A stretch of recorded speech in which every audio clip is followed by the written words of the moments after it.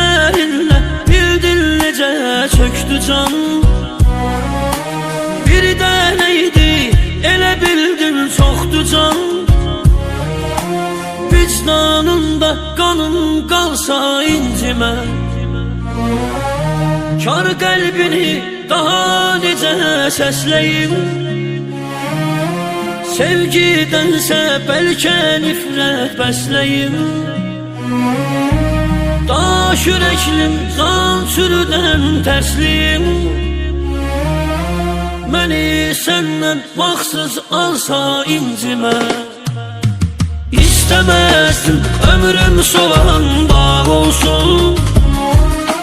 Mənsizliyin bir dözülməz dağ olsun.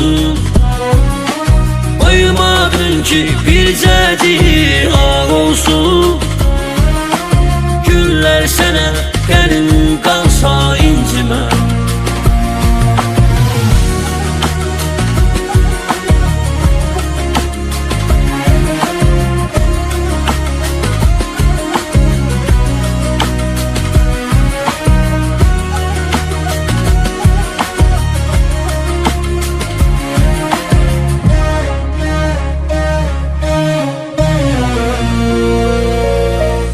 Eşidənlə dəyişmişəm dünyamı.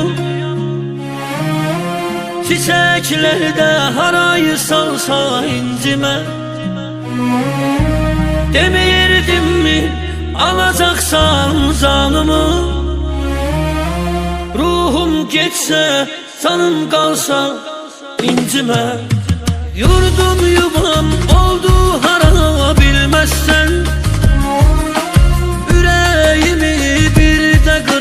Bilməzsən, məzarıma yaxın dura bilməzsən. Məni cahan yola salsa incimə.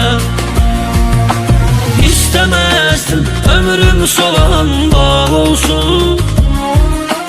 Mənsizliyim bir dözülməz dağ olsun. Qoymadın ki bircədi ağ olsun. Günlər sənə qənim qalsa incimə.